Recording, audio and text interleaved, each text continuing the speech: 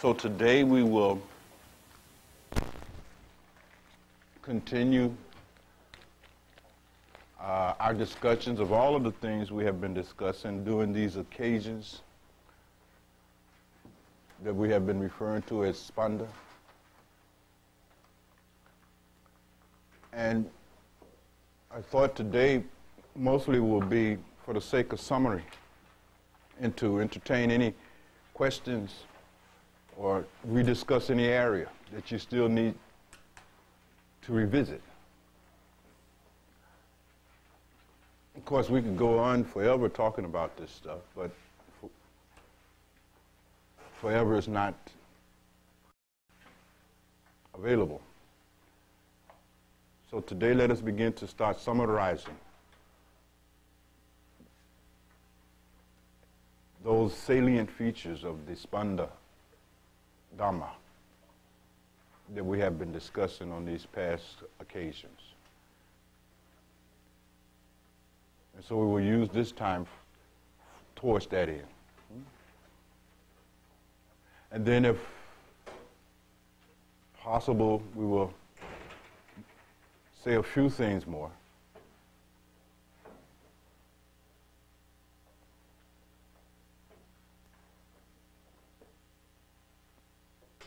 That may also add to your understanding of what it is that you are involved in when you come to a spiritual path.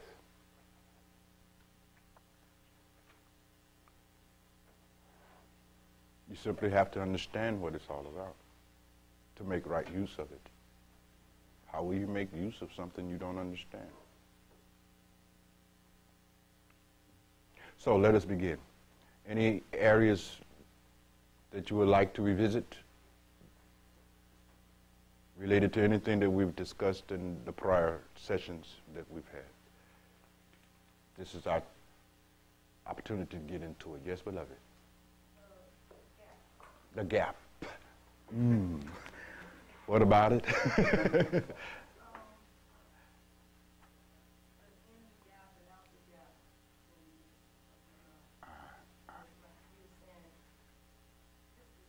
Yes, just to review a little bit of that, beloved. What we were talking about, when we were talking about the Sakti,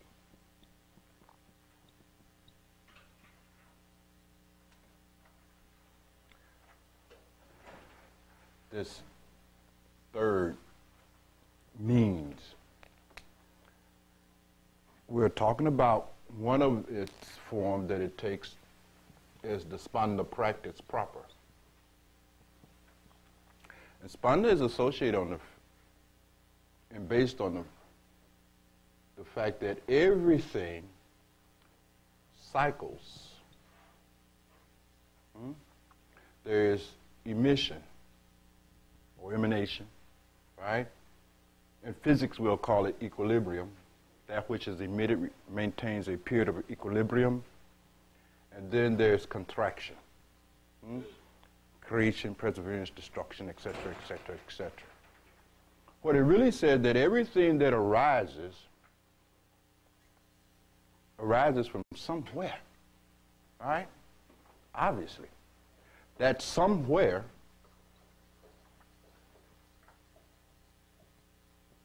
is neither located in time or space, because time and space itself is arising. Are you following me? So what is that from which time and space itself arise? And that has been called the ground of being. That has been called God. That has been called Shiva. It has been called many names, Amindra, etc., etc., etc. But it is the fundamental source condition out of which all manifest experiences, events, so forth and so on, have their origin and their return.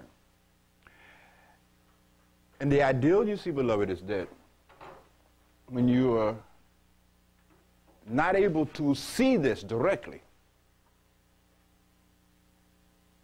we said before that some of the higher means of realization, of God realization, are such that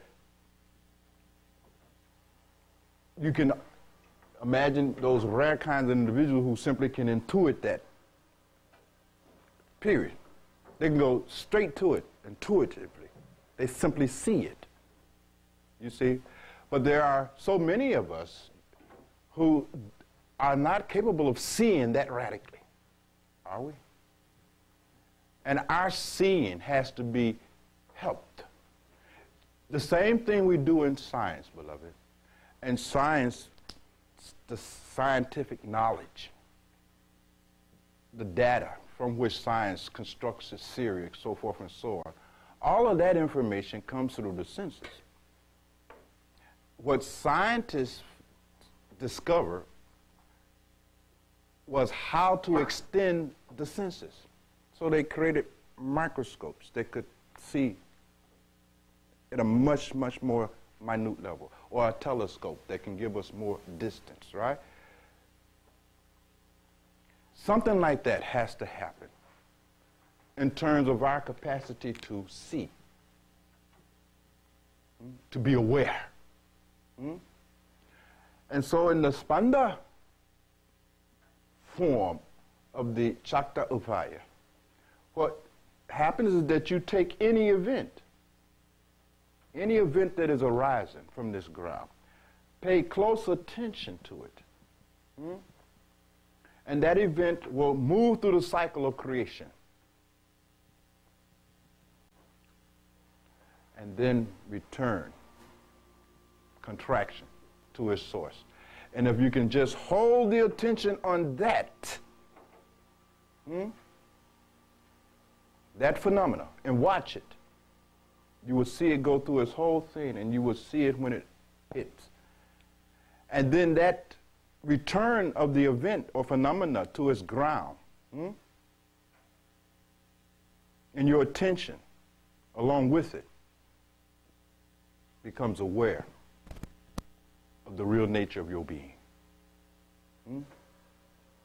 Because again, beloved, the argument is simple, is that every experience that you are having is arising from the ground of your own consciousness, isn't it? Much like in a dream.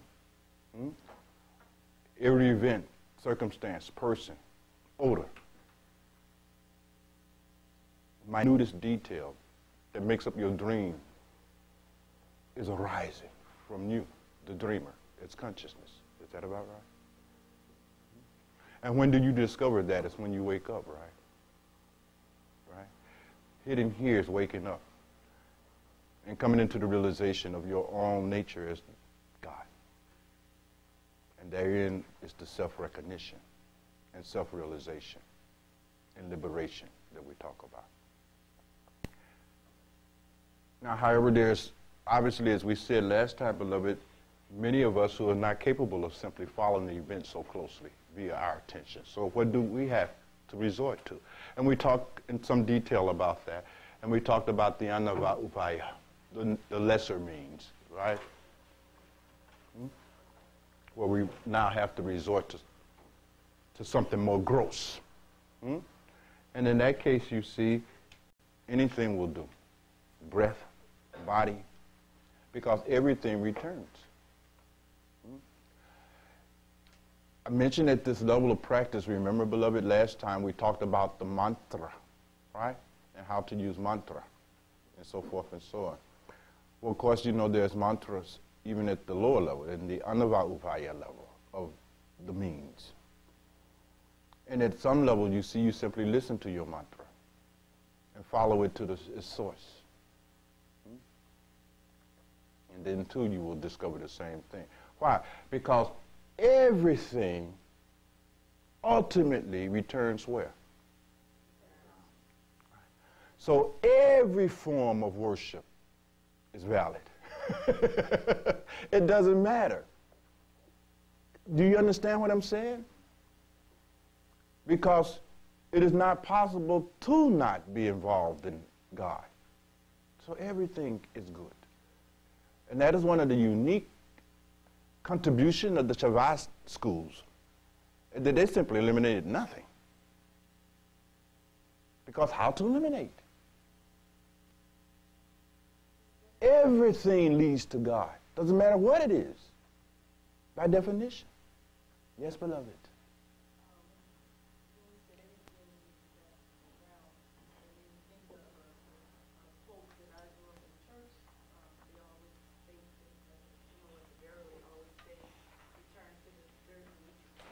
Mm.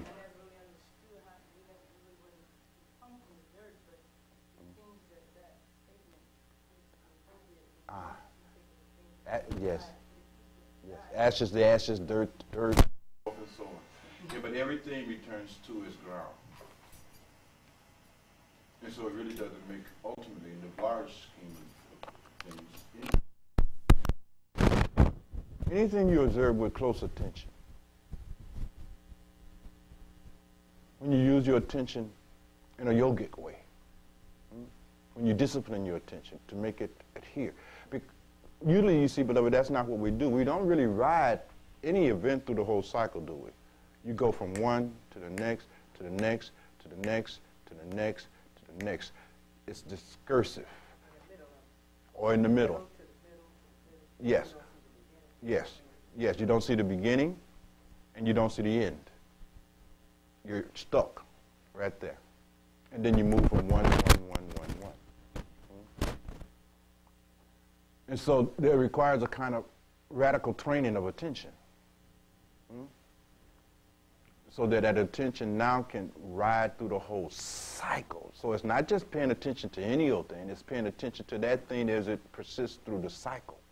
That's the key, isn't it? And in that case, watching a rose is adequate, isn't it? Watching the breath is adequate. Everything is adequate because everything returns to the ground of being. And it is this ground of being that you simply must become aware of in order to have the recognition of self, true self, the recovery of your real identity. So this, briefly, in a nutshell, in a very, very small nutshell, summarizes the essence of Spanda yoga. It is following this vibration, this pulsation of events, objects, circumstances, situation, people, doesn't matter. Following that thing as it pulsates through that cycle. Emission, perseverance, equilibrium, maintaining that form for a moment or 2 million years, it doesn't matter. And then ultimately the contraction. And you see the rhythm of the universe.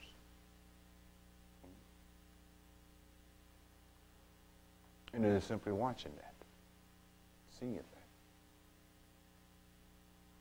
And that becomes a part of the Moska Dhamma.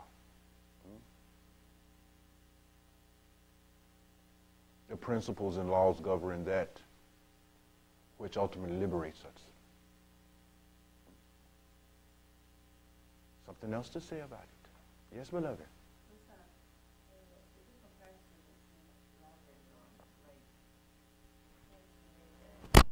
Although they stand separately, that when you practice one, you practice all of them.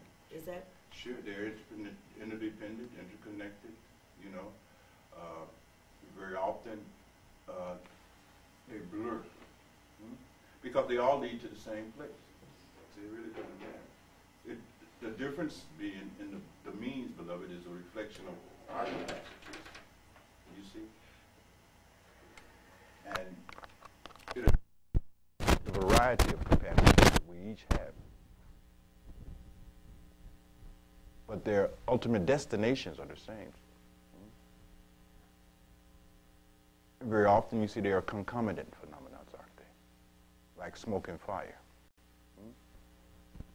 If you're practicing one, you'll ultimately be practicing them all because they are all there. So it's sort of like that.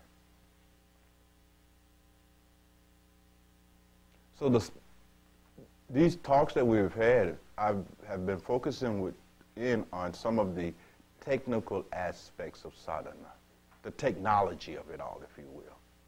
But remember that none of that will be made any use of if you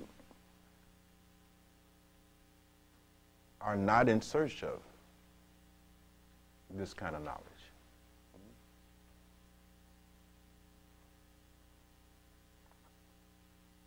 It'll be just more information. It's all right.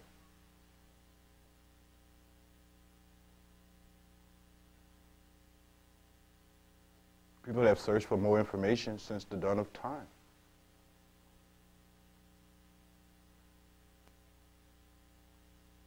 I was sharing a story with Rajavira yesterday. Was it yesterday with Rajavira? Thursday? Something, I don't know when it was.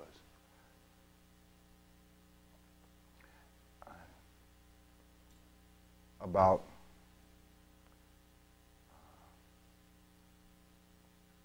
that time when Mullah Nasruddin decided to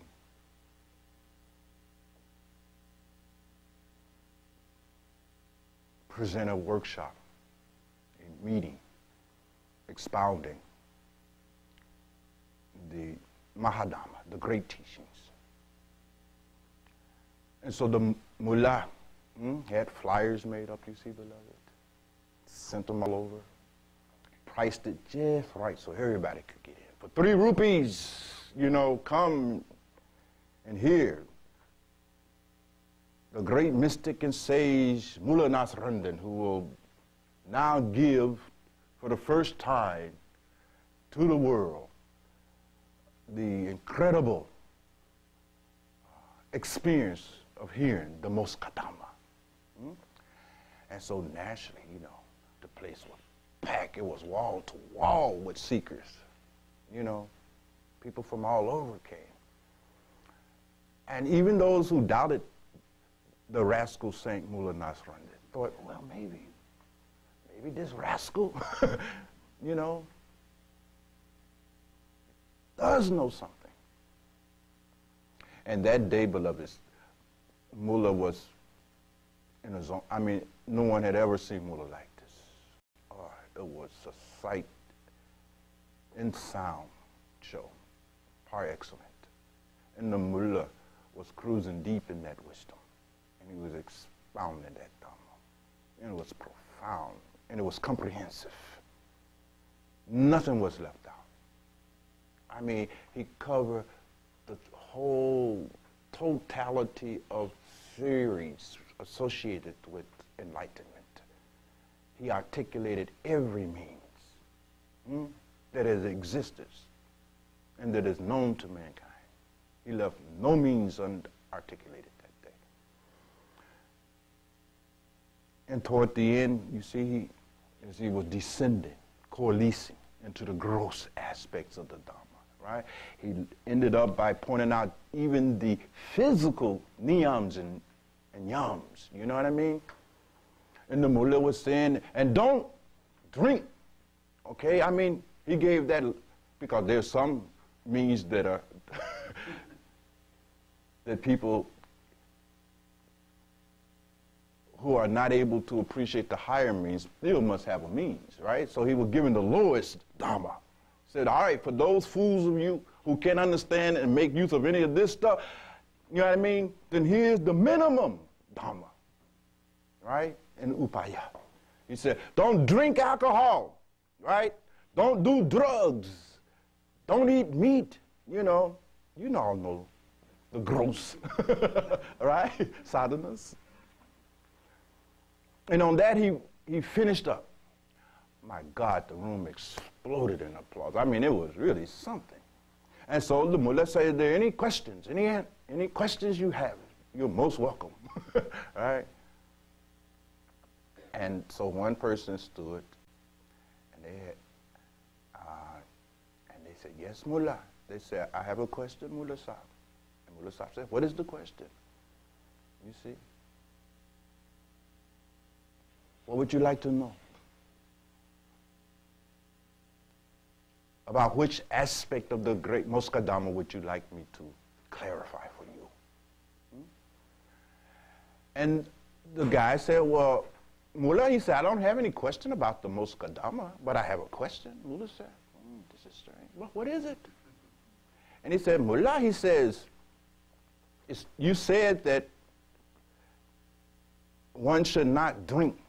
But Mullah, I see you every evening in the taverns drinking. And the Mullah said, of course you see me drinking in the tavern. I love going to taverns and drinking. Everybody that knows me knows that. What a foolish question. And he said, but Mullah, you said here, you know, that one should not be, you know, promiscuous and involved in women and men and all this stuff. And I see you every night, not with just one woman, Mullah. There's all kinds of women around you. You're involved in, you know, Mullah said, of course, any fool who knows me know I love my women. I'm a ladies' man. Everybody knows that. You know, I mean, the Mullah was really dumbfounded. He could not understand. And he said, what about those drugs you said? Mullah said, everybody knows. I sell drugs. And I only use them, I sell them. He said, what kind of foolish questions are you asking? And the man said, well, what are you you just gave us all this beautiful stuff and you were telling us and all of this. And Mullah said, I was giving you information, man. I don't follow this stuff. You came here for information. I gave you information. So sometimes you see, we come to the Guru thinking that he's Mullah Nasrandi, just looking for information. But that is what distinguishes a Guru from a lecturer. The Guru helps you do it. That's the vast difference. The Guru is not simply giving you information. The Guru helps you apply it, to do it, to convert it. And therefore, when you come to a Guru, you must be coming for more than information. For information, you can always go to Mullah Nasrandi. The world is full of them. The Spanda yoga and Dhamma was first offered and has always remained offered to those who want God realization and not merely information about it. It's really interesting for those of you who are familiar with the body of literature, I believe. Who in here have read some of that? I know Gurumurti, you've read some of this stuff. Gurumurti is the house scholar. I don't know if that's a good thing or bad thing, we'll see, but it is simply so. But if you have familiarized yourself with the arguments and the literature that informs the Spanda doctrine, the Spanda Karika, then you will find that ultimately it's really not about philosophy at all. The Spanda Karika in its original form, prior to commentations and commentaries being offered on it, was strictly about practice. It was strictly about practice. The things that each individual must do in order to recover recognition of self as God. So it was really a very practical thing.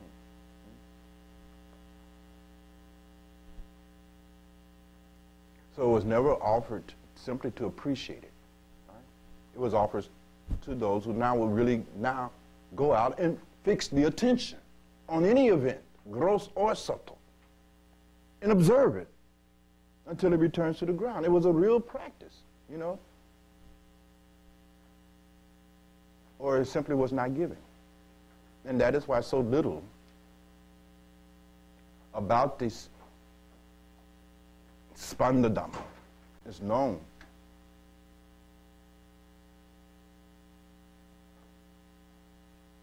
Both in the East and West, because it was simply never arguments that were promoted for the sake of curiosity seekers. The Siva Sutras is not that kind of literary tradition.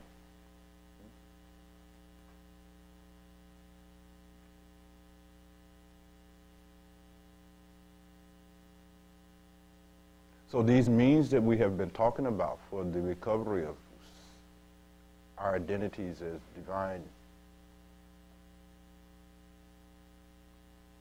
gods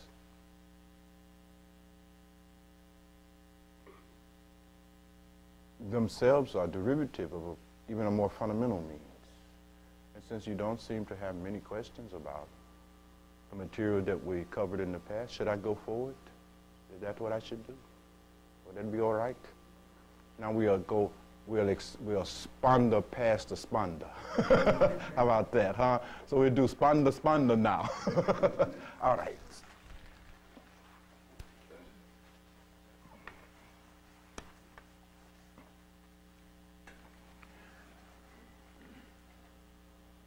It is really, really interesting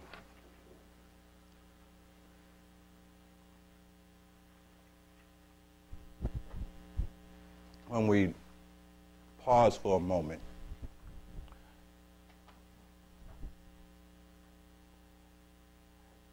and consider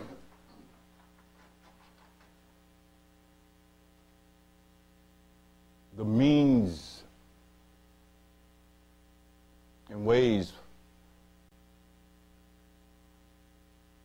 governing self-realization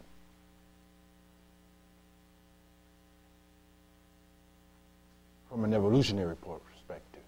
It's interesting,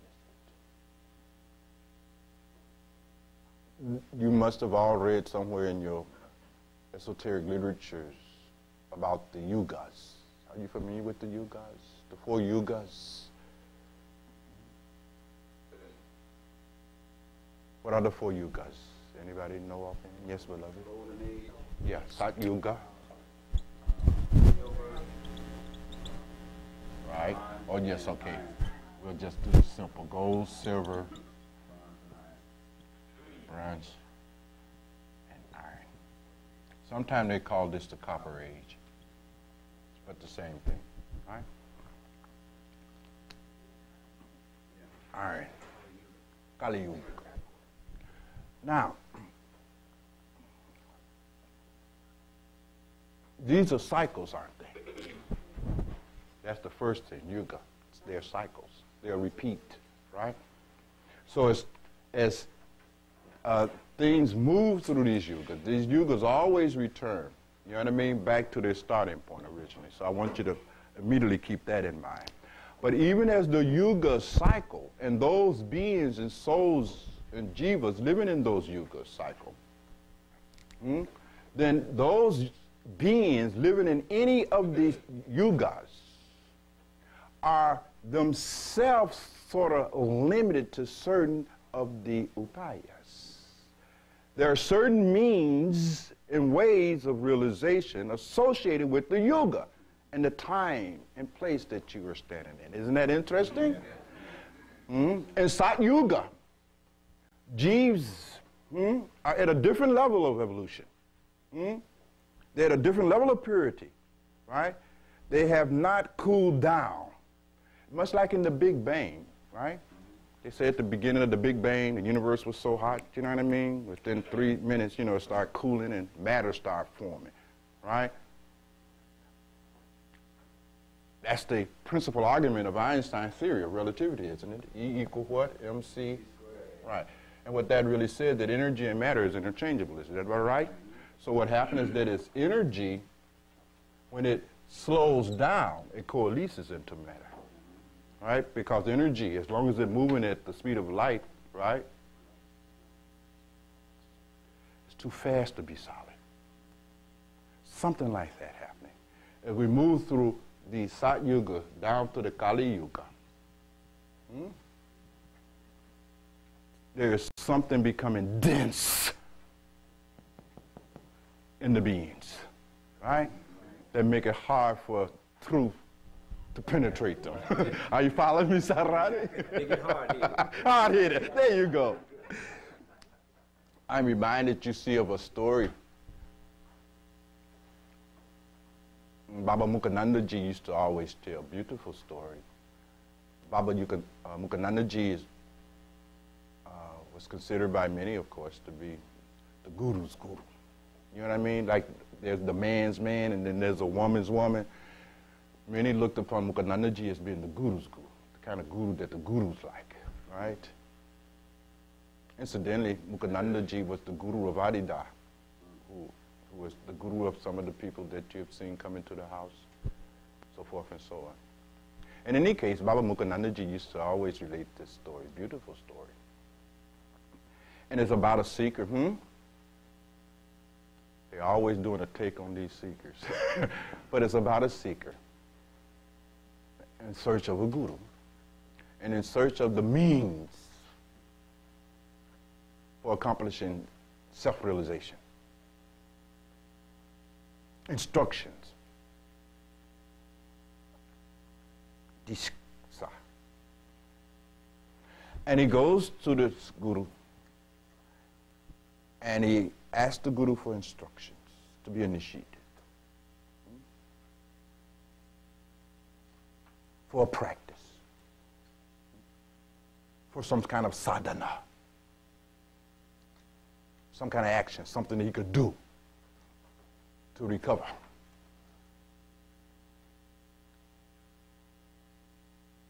Recognition of self as God. And the Guru says to the seeker, he says, beloved, everything is merely a form of consciousness. And so are you. Ponder that. That's it. And the seeker said, wait a minute. What else? Okay, I got that. But what else? He said, no, what else? He said, that's it. He said, that's it. He said, but give me something to do. Where's the yoga? You know what I mean? I mean, what about the diet? And, you know, what should my posture be like? And so forth and so on. He had read a lot of books. He had a concept about it all. And the Guru said, that's it. Well, the seeker said, well, this guy can't help me. So he continued his search. It was clear. I mean, what is this? You know what I mean? Everything is consciousness, you know. You're consciousness too. Ponder it. What kind of shit is that? You know? So he went on to the next, and some years went by, and he searched high and low. Finally, he came across what he knew was the right guru for him. And he came to him, and he told him about his previous experience, his previous searches, and trials and tribulations. And the guru listened with great compassion. Said, yes, my son, I understand. No problem. I will give you what you're looking for. And so he agreed to accept him in his ashram. He says, but I'm not as frivolous as this other guy. You're going to have to earn this thing that you have come to me for. And he says, the average time that is required for what you want is at least 12 years. Are you prepared? He says, Maharaji, I'm prepared. And he said, and when you come here to my ashram, you just can't be sitting around here. You know what I mean? You're going to have to work. Something has to be done, you see. So he called one of his mahantas and said, fine, is there any work in the ashram? You know? And the Guru's mahanta said, beloved, he says, most of the jobs and activities are already, you know, covered. Because in the ashram, we all earn our keep. You see, in the ashram, nobody sits on the ass. That is a myth. In ancient times, you see, when you would go to the kula, to the ashram, to the house of the guru, to the place where the guru is, you will be made to work. You will be made to get straight. There was no free ride.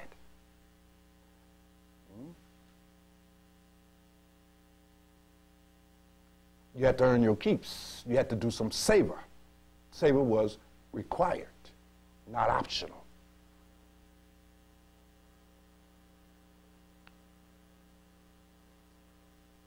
So the Guru said, beloved, you sure there's nothing left? Because he's so sincere. And the Mahanta said, well, there's only one job left, but I don't know, if he would want to do that. And the Sikh said, no, any job will do, because I have to be here. And I'm willing to work and earn my keeps and all this other stuff. What would be the job? And the Mahanta said to him, he said, well, the only job left open is going around collecting and all the cow dung. Because cows were there for the milk and the ghee, and so where there's cow dung. Somebody's got to clean that up, right? And so the disciples, this would-be disciple and seeker said, I will do that, and he did that.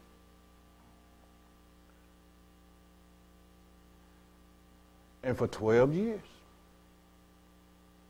he worked, right? He was not allowed to ask the Guru anything.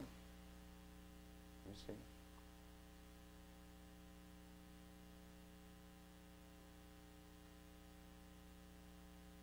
He was required to pay dues.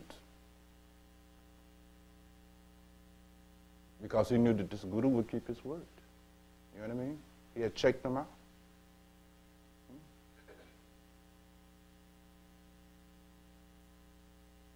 And so he just bided away his time.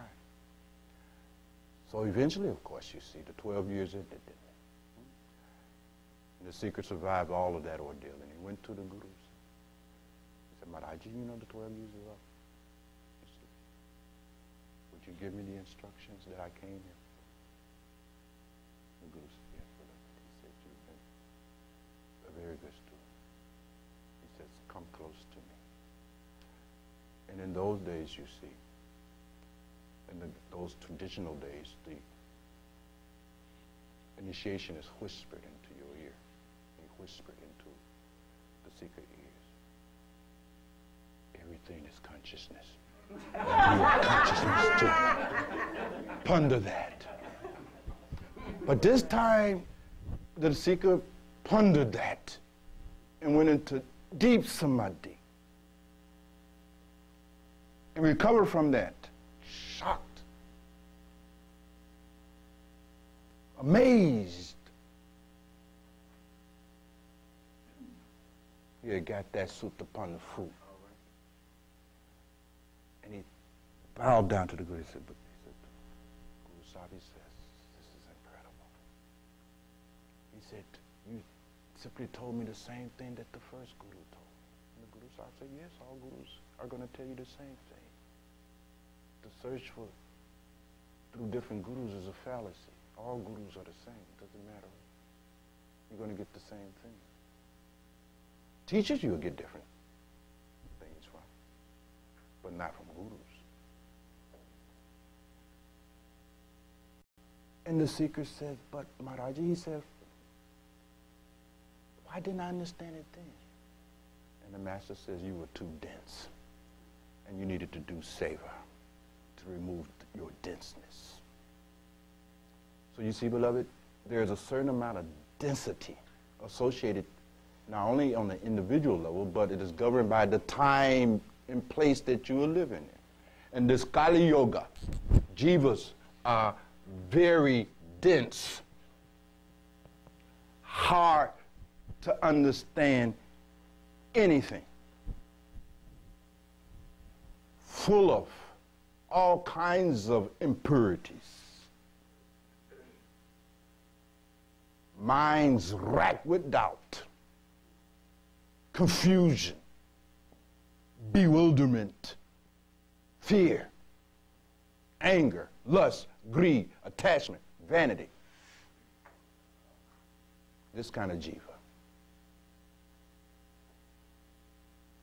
cannot respond to the kind of upaya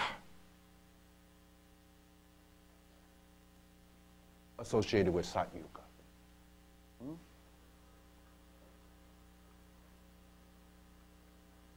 This jiva has to be given a different means. They can't get it. No use in telling them.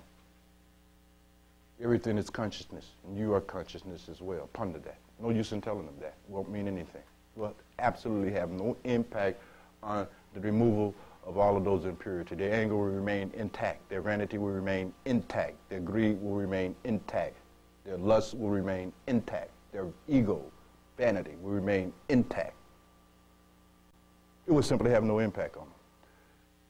They're too dense.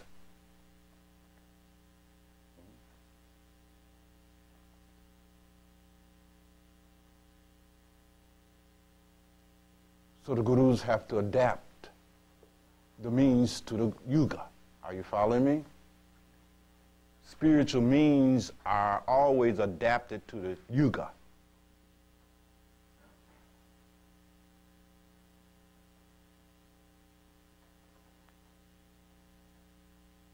Now it's very interesting.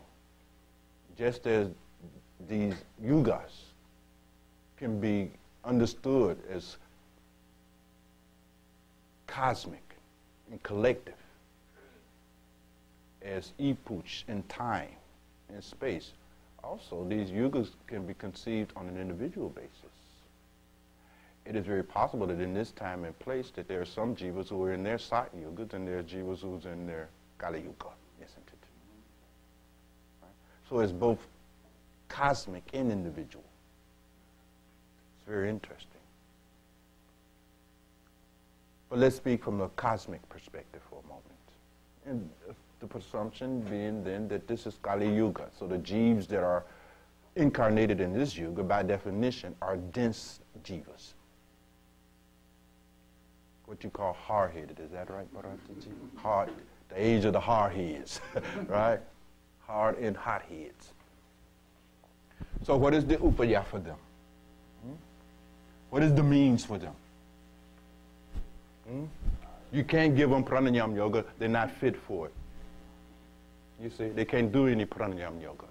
They could, you see, they don't have enough concentration to watch anything to the point of returning to the ground of being. They don't have enough attention. Their attention is racked.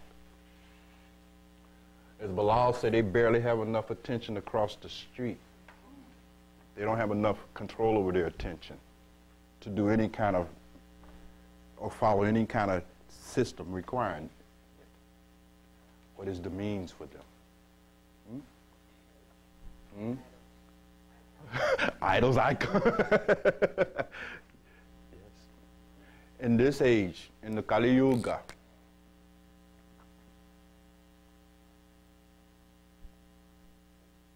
the principal means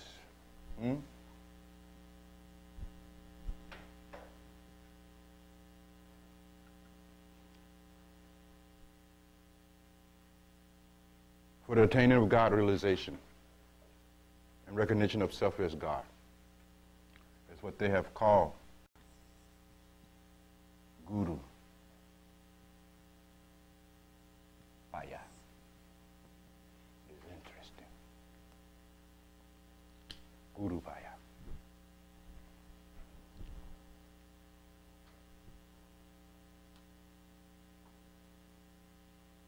That is why it says that without a guru, a living guru, nobody in Kali Yuga makes it. Case closed. It is the only means for the recovery and recognition of self as God in this Kali Yuga. There is no other means available for the jiva standing in this time and place and in this state of condition of mind. You simply must resort to the guru. The guru becomes the principal and only means by which you can be brought out of your condition of denseness. You are in too bad a shape to even benefit from the scriptures. And that has been your experience. You've read the Bible, have you not? How many read the Bible? Confess. Quran, Gita, some holy book. Who studied philosophy in here? Who studied the metaphysics? Right? All of us. Then make a dent in you. You're too gross. That does not help you.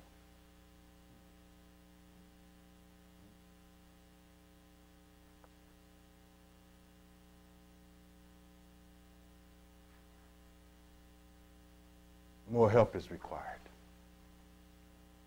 by those of us living in this Kali Yuga. And that help comes to us in the form of the Guru. The means must take flesh to enter into our space and wrestle with us. Engage you in an actual fierce battle. You see?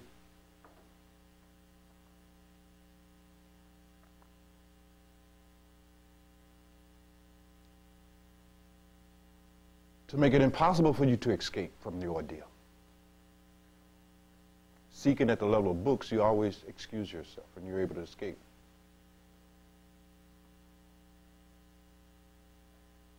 The living master is always there, right in your face with it. What are you doing? What about your practice? What about your loving? That guru is always right there in your face, constantly putting demands upon you. Get straight. And you simply cannot escape it. You don't like it, you get angry, you get pissed off. The guru is aware of all of that. The guru simply is not deterred by your anger. So what? You're angry. So what? You are angry and you're unenlightened. You should consider that. Your feelings are hurt. You don't have no feelings. You have ego. Feelings is a much higher stage of existence. You don't even exist at that level. What you have is ego, egoity, self-interest, self-ambition. Don't call that feeling. You don't have no feeling. You don't have no empathy. Feeling is the ability to pick up experience. You can't pick up nothing. You're self-possessed, self-contained. How can you feel anything? It's a misnomer, a misuse of language. What you have is ego. And the Guru simply destroys that ego, becomes fire. So Guru Paya becomes the principal means in this yuga that we are living. So something should be said about it. We can't say much about it, but we should say something. All right. In the Guru Gita,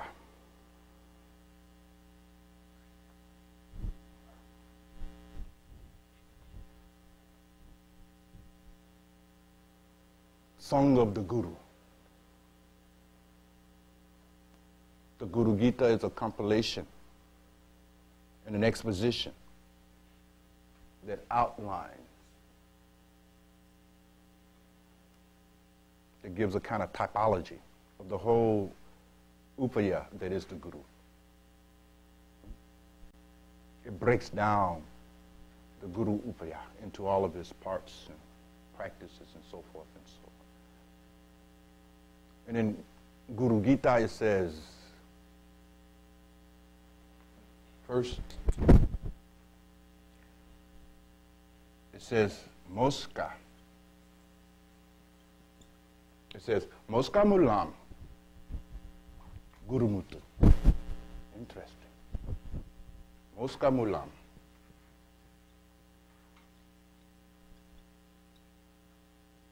Guru Murti.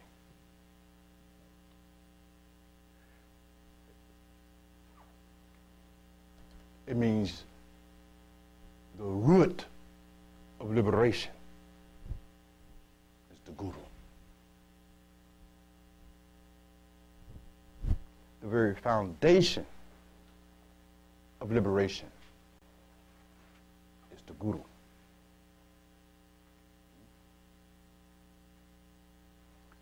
And at every place in time in the Kali Yuga. Because the Kali Yuga didn't begin today, did it? Right? Nor will it end next week, will it? Each of these yugas cover an expanse amount of time, doesn't it? And wherever you go in the Kali Yuga, you will find the same statement being made. It has not shifted nowhere. It was true in the beginning of Kali Yuga, it is true in the middle of Kali Yuga, and it will be true at the end of the Kali Yuga. There is simply no way without the Guru. The Guru is the root and the foundation of salvation in this Yuga. That's what they've all have said. Jesus, teaching in the Kali Yuga, as Guru says, I am the way, the light, and life. And no man cometh to this state unless they come through me. That's true. And you must walk while there is light. Meaning, of course, you must get with this while I'm in this body. Because when I'm leave this body, that's it. But that's what every guru has said, not just Jesus.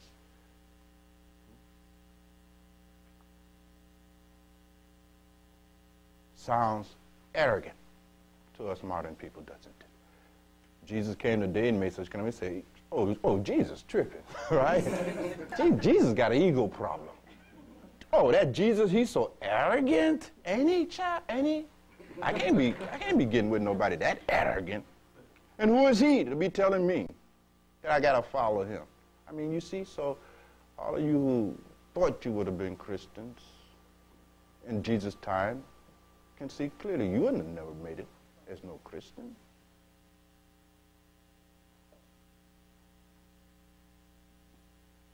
You can't follow no guru.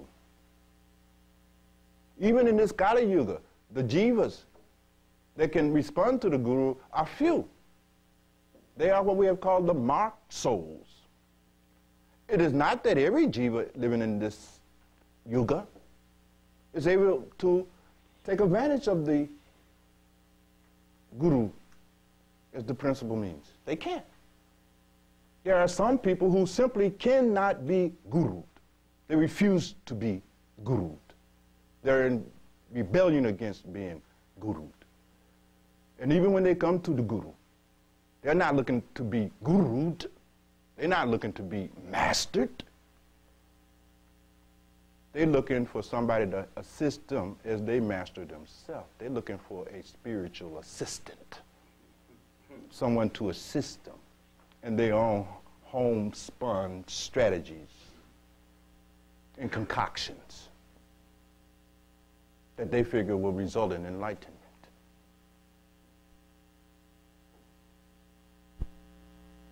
They want to be assisted in their own self-guruing mode. And they cannot make right use of it. They're not, even in this Kali Yuga, evolved enough to make use of the means. Many called, few chosen, has been the language of the great mystic Jesus. They simply cannot be gurued. They refuse to be gurued.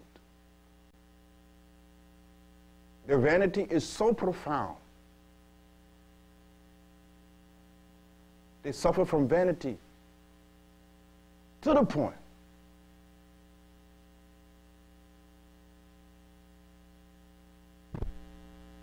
that they cannot even be helped by the guru. That is profound vanity. They have arrogated to themselves a kind of presumed knowledge that in reality they do not possess. And they live in the deepest possible state of denial. Total inability to see themselves as they really are. But there will always be those who can make use of it. Or at least make use of the guru at some level. Those who can make full use of the guru is rare still. But at least there will be some that can make, to some degree, some use of the guru. And those who can make full use of the Guru, you see, are those who ultimately achieve moksha, liberation.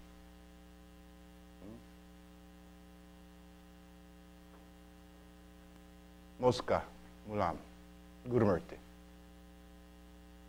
the Guru, the living Guru, is the root and foundation of salvation. And either you can get with that or you do not get with that. It's really that simple.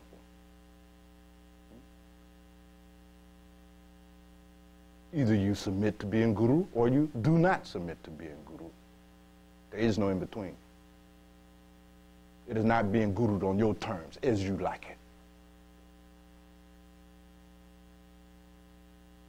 It is being gurued. Period. You see now why in Kali Yuga it is said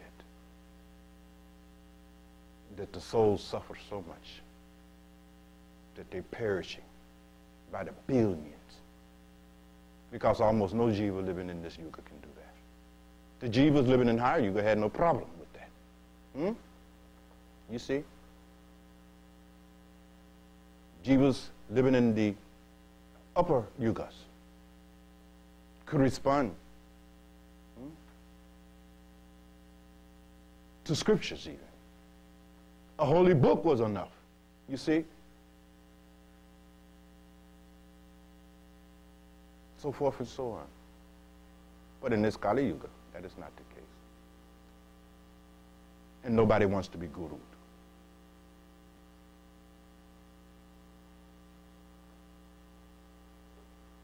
Except those souls that are marked. Those rare souls who are ready to be gurued.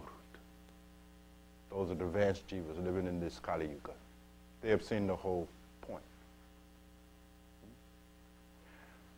It says in Guru Gita, Dhyana, Mulam,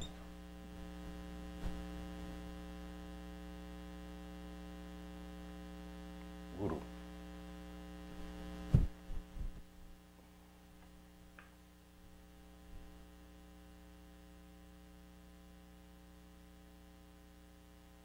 This is a profound thing.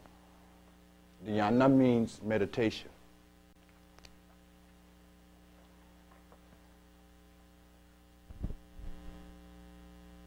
That the root and the foundation of meditation is dhyana. On the form, the Guru Murti, the Guru. Now this is interesting. We're getting into Spanda here. We have already discussed all of the different kinds of things and aids and various forms of support that is offered across that topology of means from the Anna Upaya all the way down to the Annava Upaya. And so finally we come into this means, principal means in this Kali Yuga. Dhyana Mulam, Gurumurti. The foundation and root of the practice of meditation is the feeling contemplation of the bodily form of the Guru, period. That is the principal foundation of all dhyana. Because you simply living in a time you can't concentrate on none that you haven't seen with your eyes. How can you? You can't concentrate. You can't do bhavana. Bhavana is a higher practice belonging to jivas at a different age in their own cycle or living in a different cosmic age. Bhavana, as I mentioned to you last time, is the ability to contemplate and repeatedly contemplate on the concept of yourself as God and hold that thought. You can't do that. Try hard as you can't do it. You can barely repeat 5 words. Bhagwan, my attention, keep running out the mantra. Yes, of course. You're a jiva living in Kali Yuga. You can barely cross the street. very hard for you to hold your attention on something subtle. You're gross. And so you must be given a gross means for the training of attention. And that's what Dhyana is. Meditation is the training of attention. The disciplining of attention, holding attention. So you begin to understand why the Guru Gita says that Dhyana Mulam Gurumurti. The foundation of your meditation is Dhyana, feeling contemplation on the bodily form and condition of the Guru.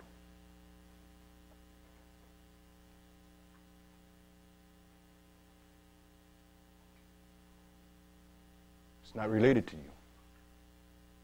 You cannot do any elaborate, exotic, more profound, esoteric form of practice. Well, Bhagwan, what about prana? You can't even wash your hand. How are you going to wash your breath? What kind of nonsense are you talking?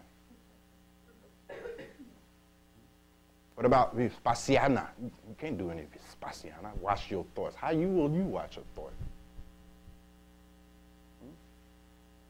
You don't have that kind of attention and ability. So the Guru said, you look at me. I'm gross right here. You have that much attention and that much attention only. So start getting training there. And then that will grow.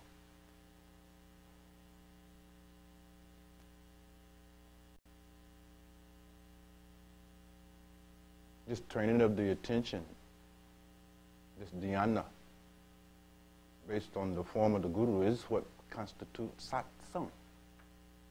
That is satsang. Satsang is not sitting around here talking. Satsang is darshan. Satsang is looking.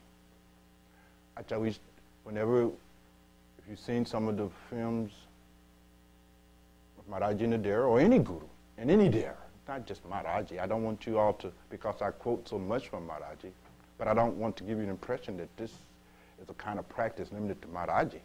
This is the way Gurus were before Maharaji, and the way Gurus will be after Maharaji. It is just the way of Guru Paya. And you will go. And in any of the satsangs, and there will not be a lot of talking necessarily. Real satsang is about having darshan, having the sighting, the seeing of the Guru. That's satsang.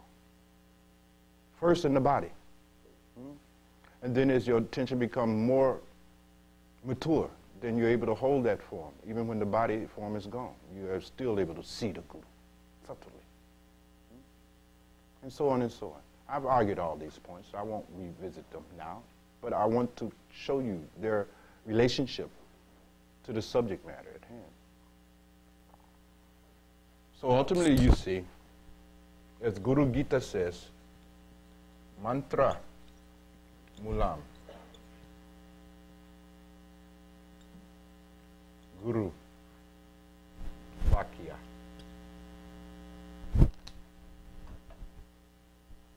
The root and the foundation of the mantra is the words of the Guru. The words of the Gurus is the mantra. There are no mantras apart from Gurus. Mantras disassociated from Gurus are useless. Nothing happens. You could go on repeating Om, Om, Om to the end of your life. Nothing is going to happen.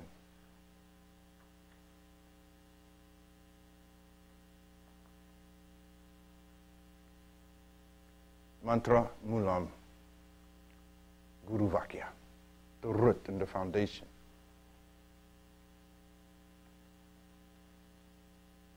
Of the effectiveness and efficiency of all mantras is rooted in the Guru. And that is so. Now the Guru Gita is a hard teaching because, Guru Gita goes right to the point. It addresses right the point because the Guru Gita really was written in a time in this Kali Yuga when it was understood that people would be resistant to the Guru.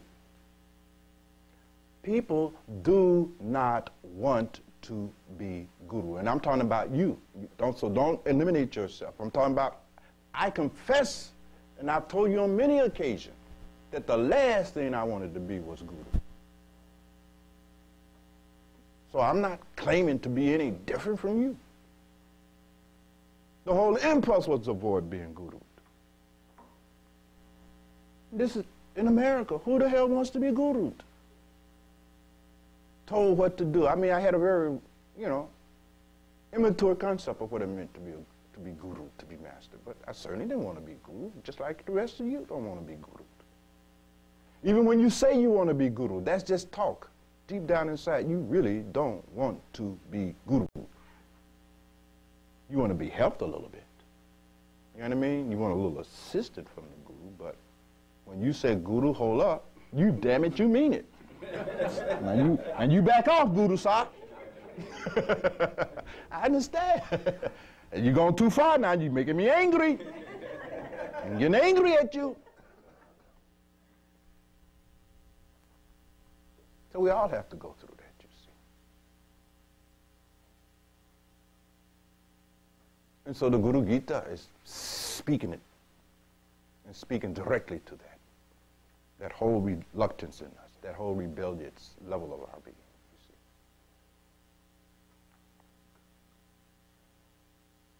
So we want to get a mantra. We'll get a little esoteric, a little occult. Find me a mantra, but I ain't gonna take no guru. Shit.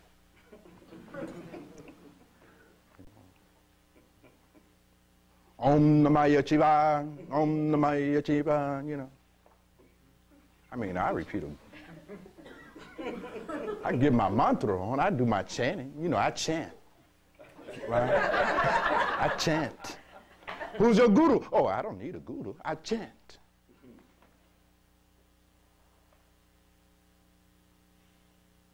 Mantra Mulam Gurumurti.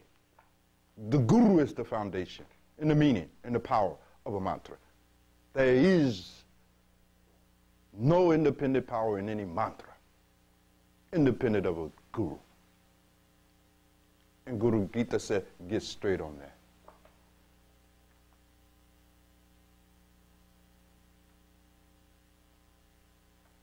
In our times, you see, beloved, we're quick to say, well, I pray, I meditate. But who's your guru? Oh, I don't have no guru. I don't need no guru. I pray and meditate on my... Will not be effective in this age.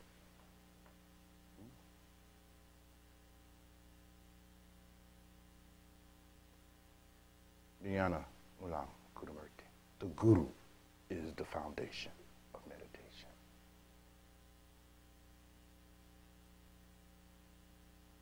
And that's how it is. So you can begin to understand how difficult it is for those of us living in the western part during this Kali Yuga, this dark time that we're living in. You can imagine all of that resistance that we all have to deal with. And we all have to deal with it. It is an ordeal. So I do not mock you. I do not condemn you. I understand you.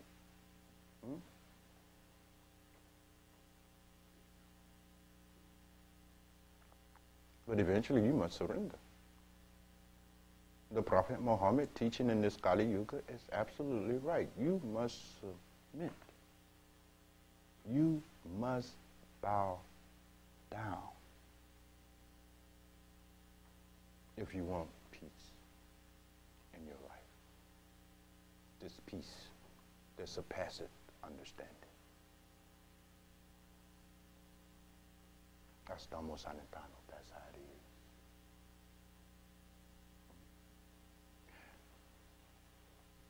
We won't go through the whole of the Guru Gita, although it is a magnificent tour. Another statement about the Guru. Puja Mulam Guru Padam.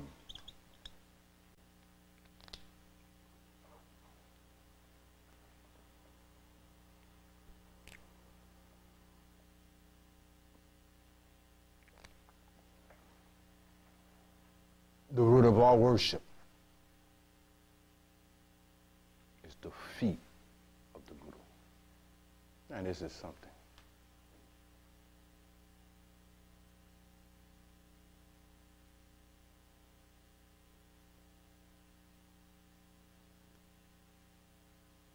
It has been this principle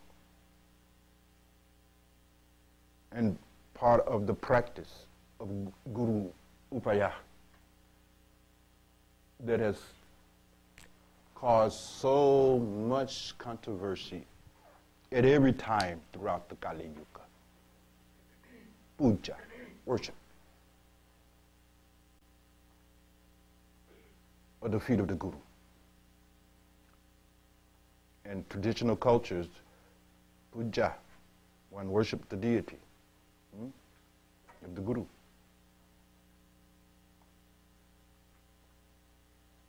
It says of all the things to worship, if you must worship, worship the Guru.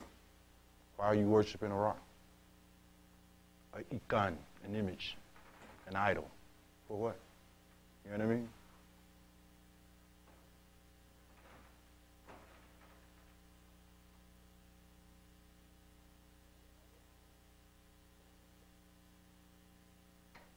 Those who have rightly understood the Guru, the phenomena that is Guru, understand the Guru is not a human being like us, in that sense, you know. It's not no ordinary, he looks like us, or looks ordinary, talk ordinary, will die in the body and all of that, but it is understood that this is grace manifest, incarnated.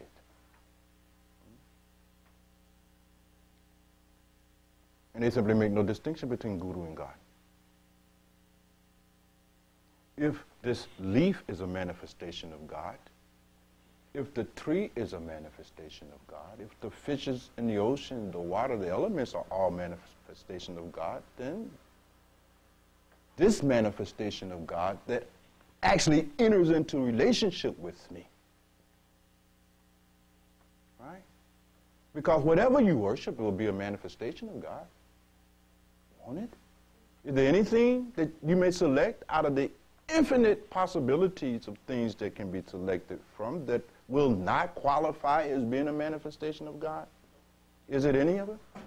If I pick a leaf, isn't a leaf a manifestation of God? Isn't a wood even that? At the most ultimate level, is also a manifestation of God, isn't it? Right? So if I'm going to pick something to worship, to remind me of God,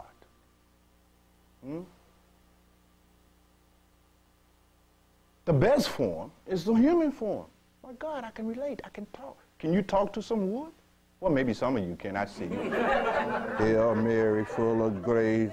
You know what I mean? Oh, Jesus, oh, please, Jesus. You know what I mean? So some of you apparently have developed the city to be able to talk to wooden crosses or crystals and rocks and cardboard pieces of paper that you call tarot cards and cowrie shells and so forth and so on. So surely, if that is not bizarre, right? Why do you find the worship of the Guru bizarre and talking to God in the form of a man? Why do you find that strange? Makes more sense to me. Sounds far more credible to me. You talking to your crystals and tarot cards, and I'm talking to my Guru. Now, which of us is crazier? I rest my case. Puja Mulam. Guru Badam. The foot of the master. In some tradition, literally it's the feet of the master. But there's another level of interpretation about what constitutes the foot of the master. And it is said that this physical body in its entirety is the foot of the master, in the sense that the master is beyond the body. The body is like the feet come at the end of the body. The physical form comes at the end of what the master is. Because the master, most fundamentally, is a disembodied force. And his feet are the only thing we can see. This, his foot. And so we grab the feet of the master. Are you beginning to understand it? We cling to the feet of the master, right? Not necessarily these feet, but sometimes these feet, because these feet go with everything, the whole feet, right?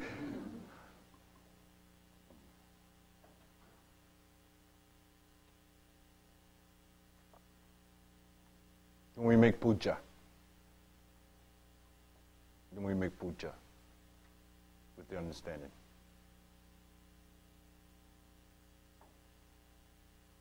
that it is the feet of the Guru, that is the real puja.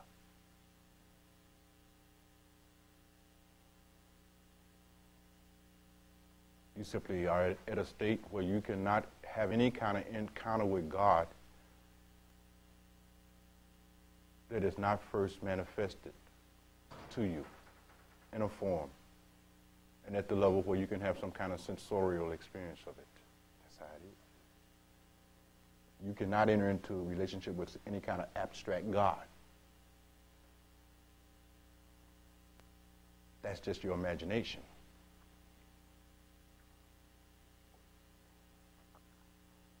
You can't see, hear, taste, touch, smell, or feel anything abstract. Hence, you can have no knowledge of it. Because in your condition, all your knowledge, by definition, comes through your physical senses, through your body, period. And you have simply no freedom to move outside of that limitation at all. So you can only know God in a kind of manifest form. So if you're going to worship God, then you can only, at the highest level of that whole ambition, worship the bodily form of God.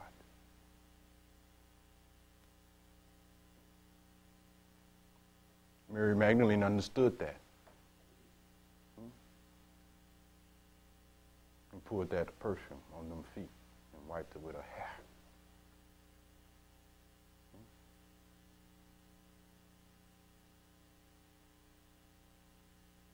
And was made mockery of for doing so. Fall into this man, Jew at that, uneducated at that, pouring all this expensive mirth on this man's feet and wiping it with your gorgeous hair. And she was scorned and ridiculed for that. Mary Magdalene simply understand. Puja mulam.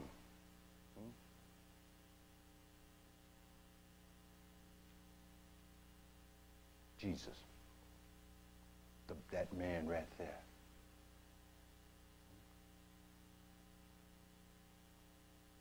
So you see, beloved, then, in this time and place that we're living and standing, the principal means by which jivas, embodied beings, are able to recover recognition of self as God is available in Guru.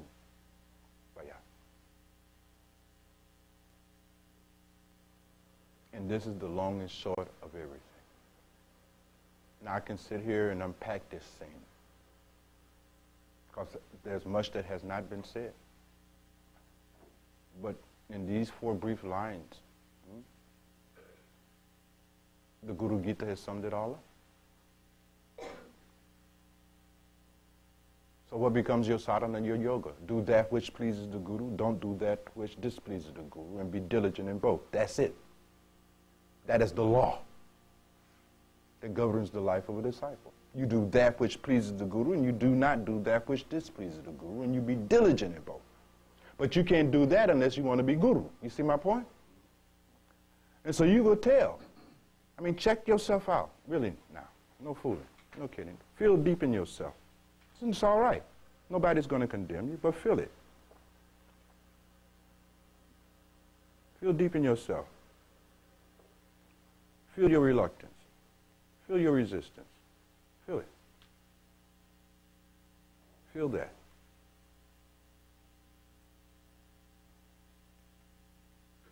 You don't want to be gurued. You don't want to be mastered. You want to be assisted by a guru to help you.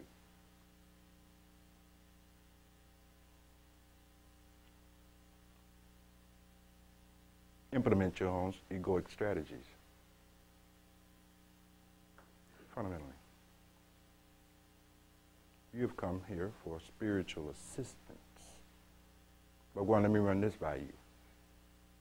You see? You ask me for advice, and then you do not follow it. Think about that. Privately. Seriously now. How many of you have asked me for personal advice about matters in your life and have been given that advice by me? Raise your hand. Raise your hand. Everybody. Your hands up, Dhammamaji? Put your hands up. Nobody's exempt. All right? No games here today. Games ending today. Almost every one of you rascals. Can you truthfully say that you took my advice? And carried it out? Yes, somewhat. That's the point. Somewhat. Edited. Compromised it. Made it over to fit in.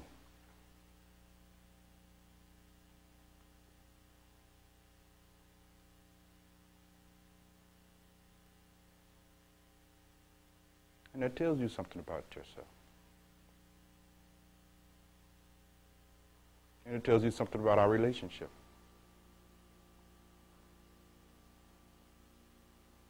We have not perfected our relationship, you and I, as guru-disciple. It's all right. We'll get there. But the first thing we have to do, we have to be honest about it, don't we? It's all right. Ain't nobody getting divorced. You see? But we're getting clear here, right?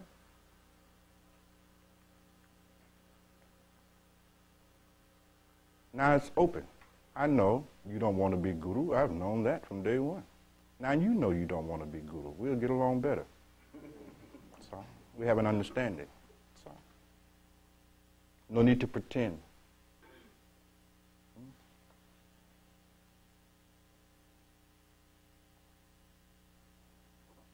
No need to claim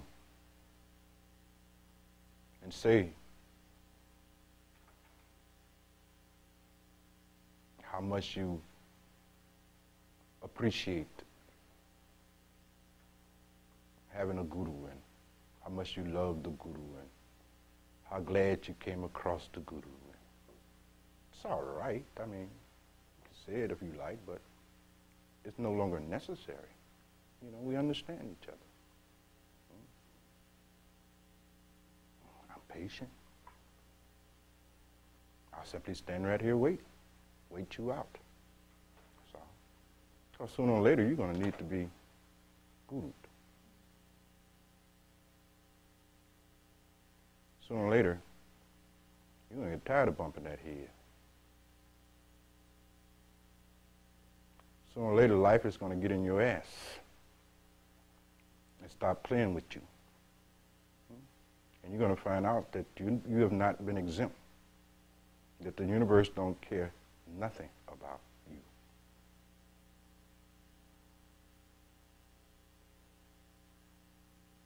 Then you get straight. And then we can get down to business.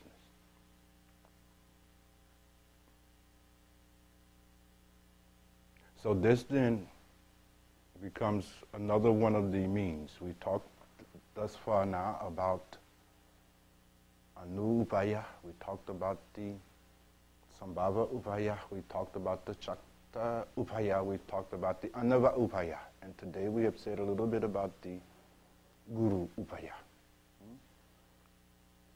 Choose on the basis of your capabilities.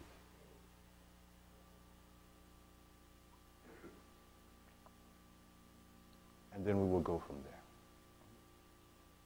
Right. What time we have to be out of here? 4 o'clock, isn't it? They close at 4 o'clock, we have to be out. Who knows anything? This is where you have wine shop? 5 at the very latest. Acha. Okay. Out of the building or out of the room? Out of this particular room. All right. And then we can go back to the other room, or we have to get out of here. Would you go check? All right, somebody who will volunteer to check so we won't guess. Mahadasi, she'll go check. Okay, good.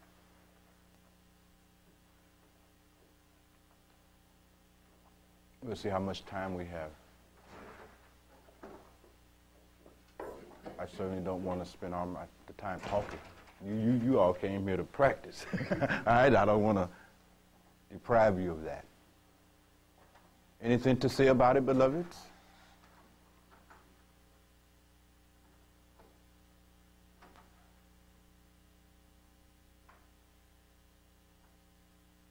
Yes, beloved.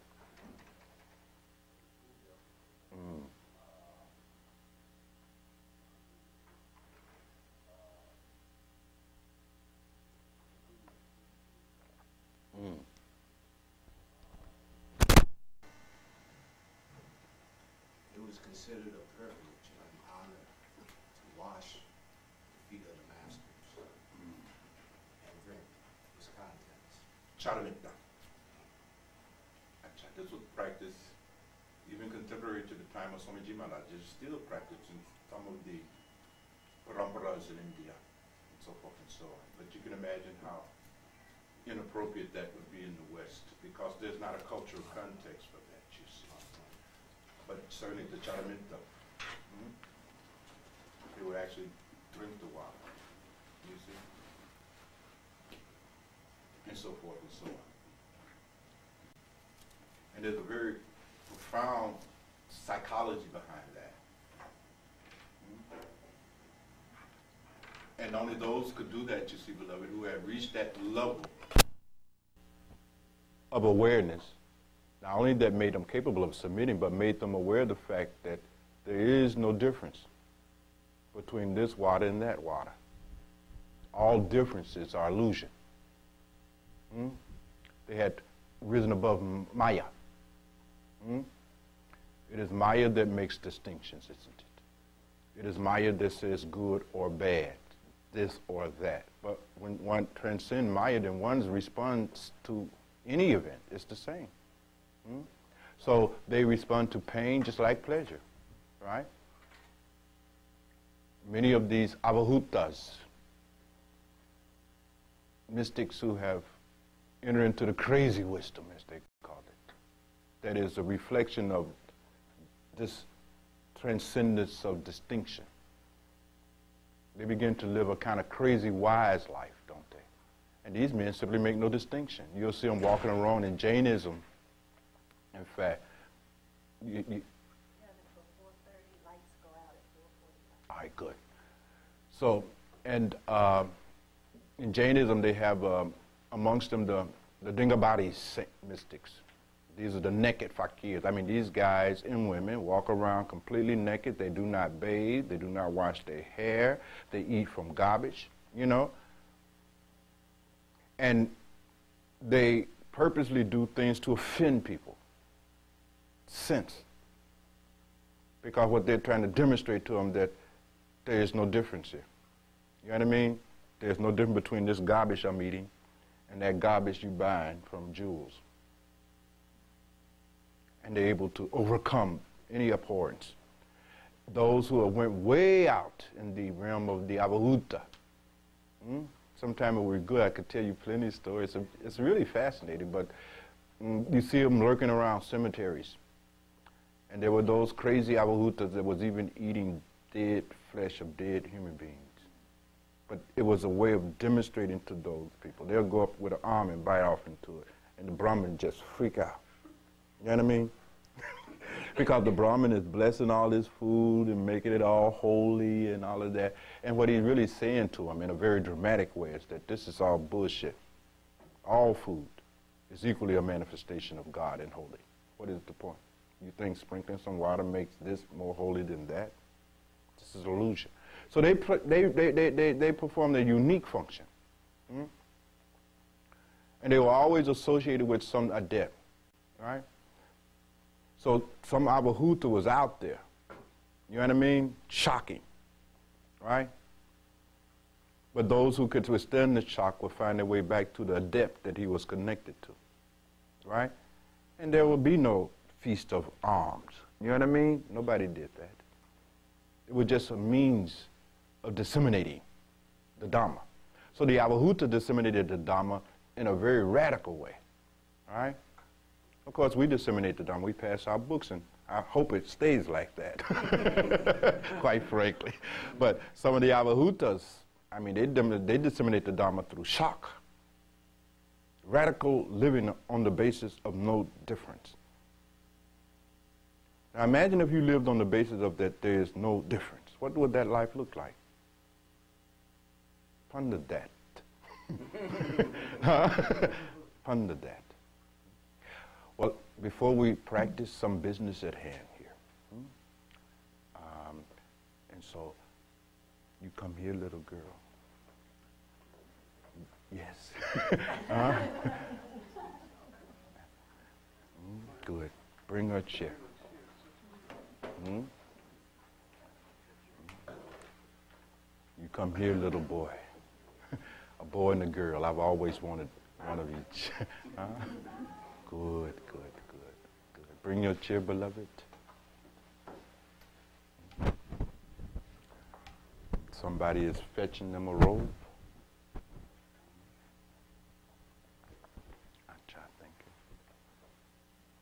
And of course, in the interest of time, we won't be able to elaborate.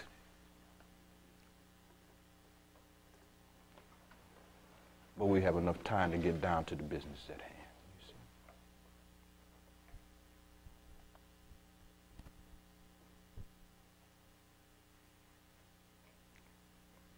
And of course, you all have been around the house long enough to know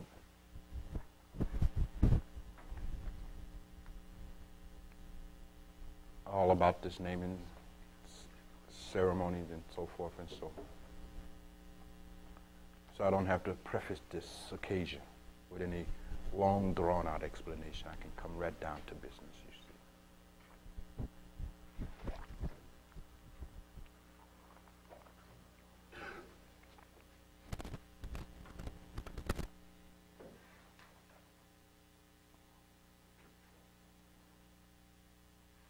And of course, you see, beloved, it is always about making very conscious the truth that you are divine, and that because there is a God, there is you. Even in this condition, it is present, operating, discernible, can be seen. There have always been those who could see confusion and chaos, unity and diversity.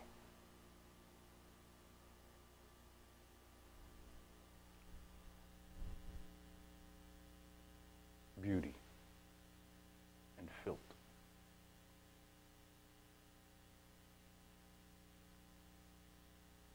There is a way of looking to accomplish all of these feats. And there's also a way of looking where you can see God in the human being.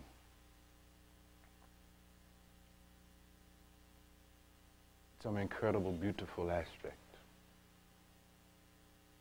Always manages to survive the embodiment. And it brightens you because of that. And it becomes our hope, our link, the basis of our suspicion that we can be more than just what we are at this current time. You see, beloved? And you have always reminded me of that thirst to be more than just this little limited being that you are. There's always been in you the thirst, the desire to be spiritual, to find the means by which you could become more spiritual and lift yourself up out of the quagmire that you found yourself in this lifetime. the filth that you found yourself in this lifetime. And you have never liked it, never loved it, and had always looked for a way out of that. And it was when you met Rajavira, you see, beloved, that the first time in your life you heard that such liberation was possible. You had prayed, hoped, searched churches, read Bibles, gone through all kinds of ordeals, and had become convinced that there simply was no way out of this trap that you had found yourself in, you see? And then you met this man, fell in love, and you fell in love because he spoke words to you about a guru, a master, about the Dharma, about Sangman, the teachings and so forth, and you wanted some of that, didn't you? And you were prepared to suffer 16 years. Indeed, you were willing to suffer 16 lifetimes, if necessary, to get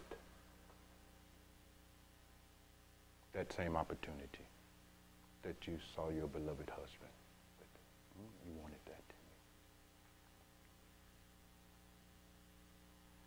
didn't you? And those of us who have had a chance to pay attention to her, watch her, Mahadasi and Bhakti Maji know well that she is probably one of the most excited person you ever seen about the path, isn't she? In fact, Rajavira called and said, can you tone her down? Right. Can you turn her down some? I tell him, mind your business. Fine it up. Because she is genuinely grateful to have the possibility to be on the path. She's grateful. Finding this path, finding this opportunity to get what she had read about, heard about, and talked so very much about, to have an opportunity to have some of that for herself has made her so excited.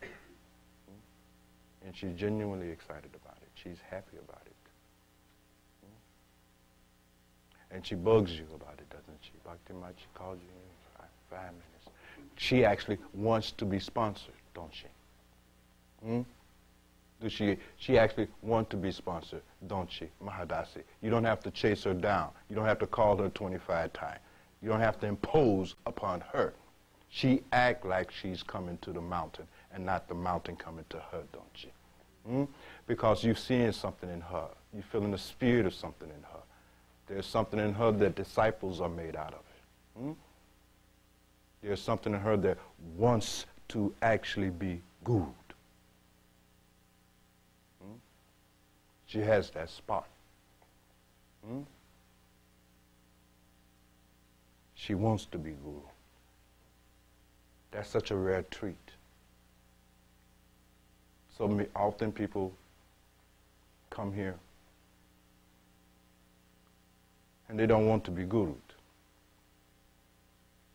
They show no real interest in it so early. They show it later on after they had their head banged around a while. You understand?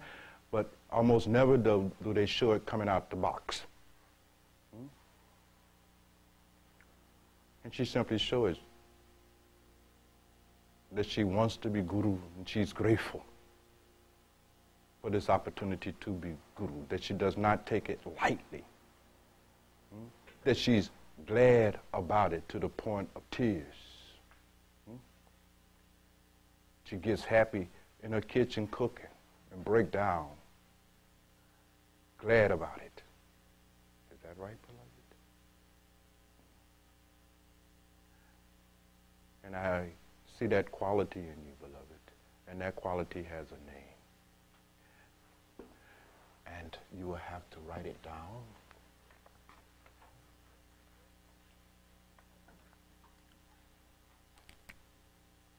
Well, we have seen that quality, beloved. We have recognized it.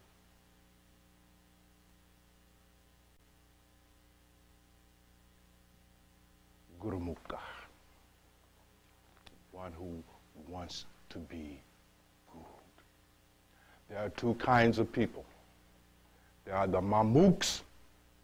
They come to the Guru. They don't want to be Guru. That's the battle. That's the struggle of it all. That's the ordeal. That is the punishment of the Guru. That's the price he must pay. The ordeal, the lack of gratitude, the quick forgetting of grace.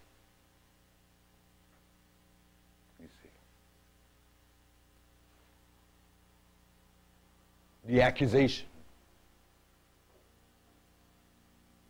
The Guru can never do enough for them. Do more for me. Me. Do more for me, do more for me, do more for me. That's the Mamook.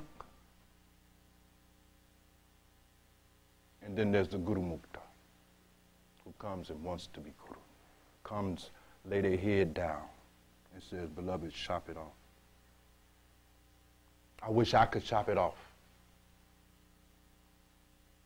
I'm too weak. But they put their head down and said, chop it off. So I will call you beloved, Guru Mukherjee, Rai Afrika. Now we'll say a few more things here.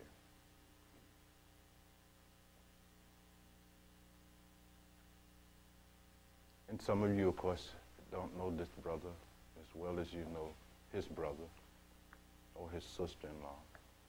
He kind of slips in, slips out. But then that has always been his way.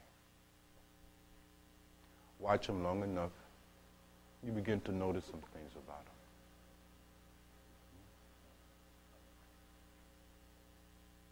Because he too has a certain quality, like all the rest of us, that is absolutely divine-like.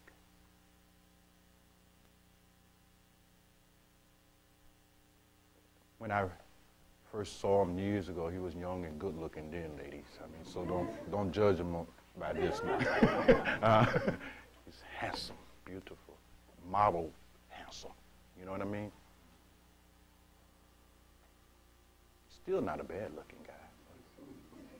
The years have taken its toll, like it does on all of us. But it wasn't how handsome he was as a young man that really startled me.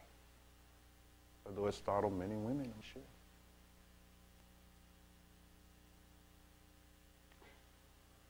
But how creative he was.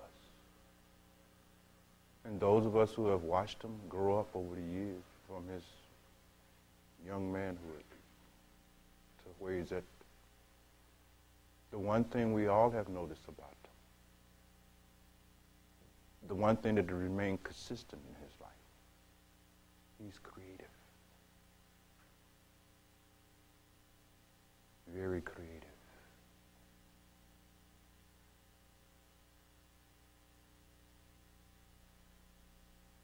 Not just in the arty sense, and not certainly limited to art, although he's creative in that respect as well. But he can make stuff, make things out of nothing, literally.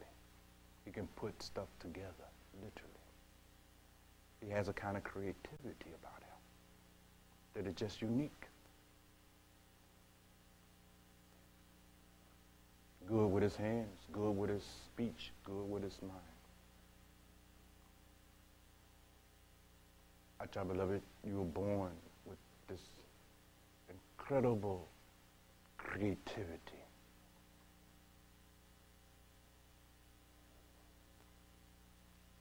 But you created nothing but suffering for yourself with it. You see?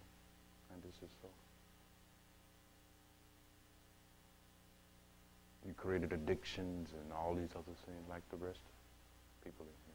You created a lot of misery and suffering. And made wrong use, didn't you, of that creativity. And instead of using that power of creativity for the benefit of all sentient beings,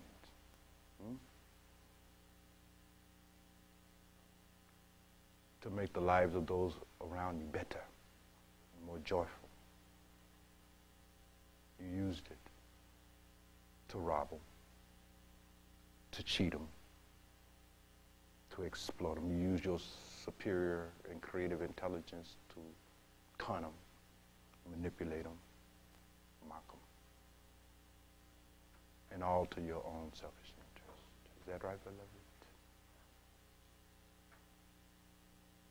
But even though the creativity was not being used for its highest purpose, it does not deny the fact that the creativity is there.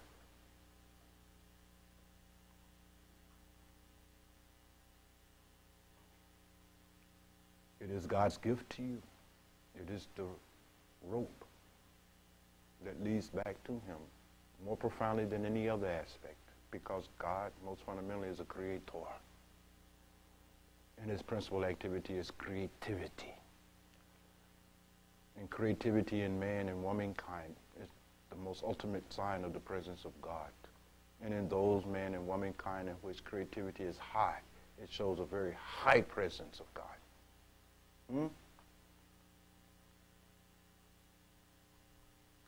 And that creativity now must simply be reapplied.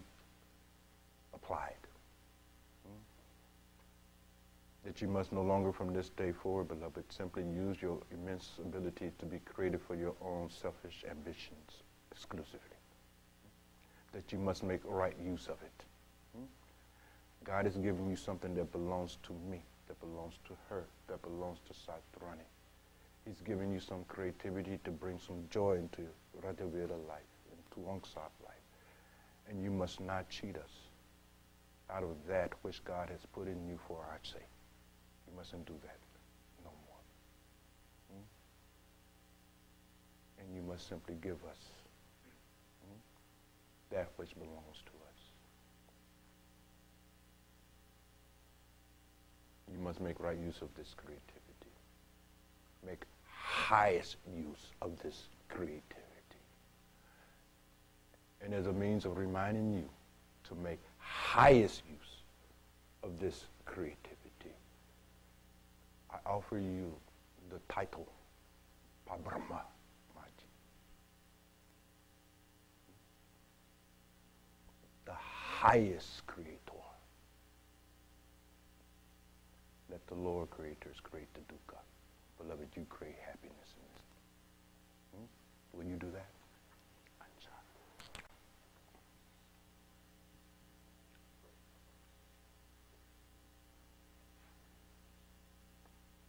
Is that right? P-R-A.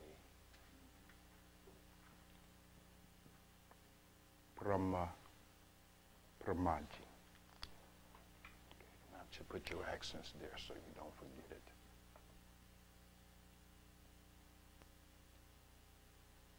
Brahmaji.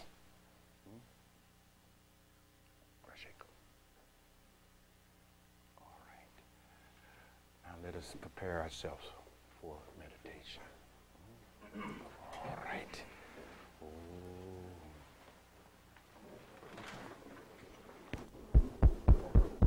Good. Good. Good.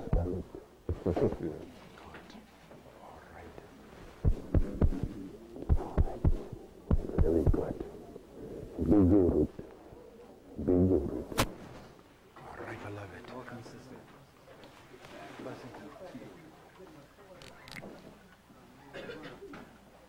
All right. Oh. I got your name and book upgraded for you. You right did? now. Oh. Now you got to start all. all over again. Oh. Well, make sure that rascal get his. Rajaveda. He get his today. So we're going to take 5 minutes, and then we're going to reconvene.